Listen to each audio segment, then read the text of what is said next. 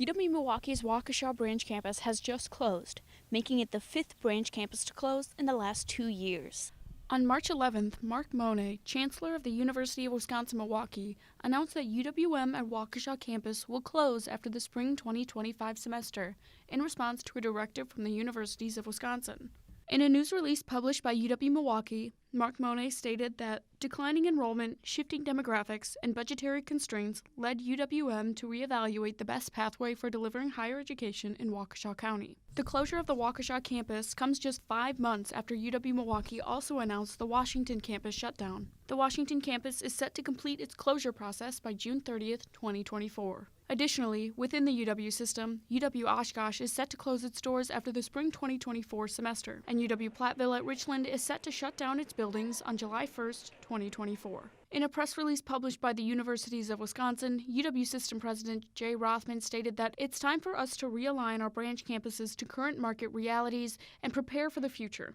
The status quo is not sustainable. This decision is a response to an evolving student marketplace. The evolving student marketplace in question primarily includes declines in enrollment and declines in state funding, something that the UW system has been experiencing for years. The biggest challenges we've had to face recently have been in the political environment. Wisconsin does not seem to value higher education in its government anymore, so we've been sort of systematically starved of funds really for the last 15 years. That they're doing that across the board, of course, but when you're doing that to Madison, they have enough budget that they can cut things and survive. We're a lot smaller, so those changes, those things get magnified. Enrollment declines at Waukesha mirror the overall decline at two-year colleges throughout the state.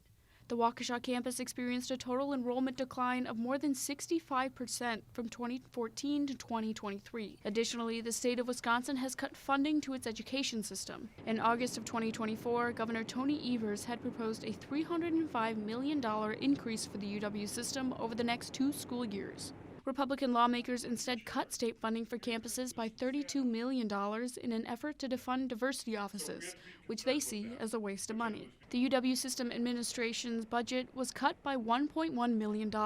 Administrators used a performance-based funding formula approved by the legislature a couple years ago to distribute the rest of the cut among other campuses, which is having real effects on the quality of education universities can offer to students and staff. I think in general, it's affected higher education, and it hits the 2 years, especially because their tuition is lower.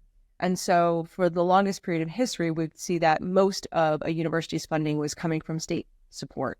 Well, there's an inverse relationship that's happened, and now more of it is coming from tuition dollars. And when tuition was frozen for so long, particularly longer for the 2-year campuses and at a lower rate, there's not really a way to make that up. Right? So your operational costs don't go down. And in fact, needs for student support continue to go up. We face mental health challenges, all kinds of things and technology, and we want to be able to provide support to students, but it's hard to do that if you don't have the funding that offsets it. The budget pressures facing most UW campuses are real. Costs keep increasing. Enrollment keeps decreasing. The UW system finished the 2023 fiscal year $33 million in the red. 10 of the 13 public universities are projecting deficits this year too, and many are taking significant action to rein in spending. And with recent closures, staff members are losing their jobs. At the Waukesha campus alone, the closure is set to affect more than 100 employees, including faculty. The actions of the UW system leaves 9 remaining branch campuses located in Barron County, Baraboo, Manitowoc, Merionette, Marshfield, Menasha, Rock County, Sheboygan, and Wausau.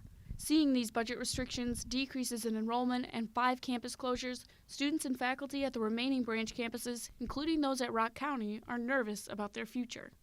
It is worrying, because I do know there are kids like me out there that, maybe they weren't so good in high school and they really rely on these 2-year campuses to even have a crack at getting a college degree, It's sad to see because I know there's kids out there and now they have to sort of pivot and scramble to try and make something happen up really quickly. I don't know how long I'm going to be here, but I expect the campus will still be here at that point. There are a couple of campuses on the 2-year system that I'm not sure about. It's a hostile political environment, and you never know when they may just decide to say, "Nah, you're doing well, but that's enough." However, those at UW-Whitewater, Rock County's main campus, are holding steadfast in their belief that despite the challenges, Rock County will keep its doors open to students. Following the closure of UWM at Waukesha in March, UW-Whitewater's Chancellor Corey King sent out a press release stating, "I want to reassure our entire Warhawk community, and especially our students and colleagues at the Rock County campus, our plan has not changed.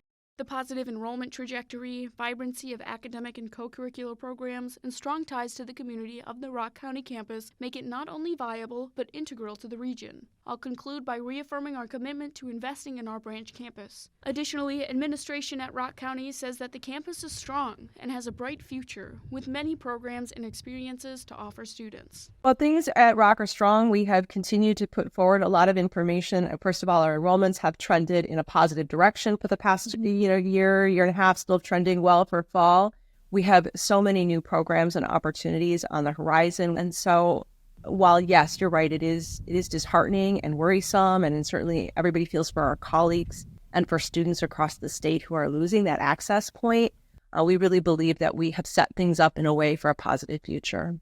While the majority of UW system campuses have been hemorrhaging students, UW-Whitewater at Rock County has been seeing an increase in enrollment. In the fall of 2023, enrollment increased nearly 18%. And from the financial perspective, administrators are saying that there's nothing to worry about just yet. From our standpoint, it would be a disservice to pull out of that area.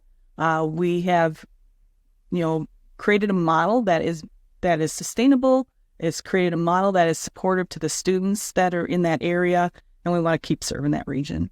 UW-Whitewater seems to be committed to their branch campus. Despite the current challenges related to maintaining branch campuses, Whitewater is weighing the positives much more heavily than the negatives, and they have plans to ensure the main campus, as well as the branch campus, stays open to students. We have no intention of closing Rock County. We feel that it is a great location.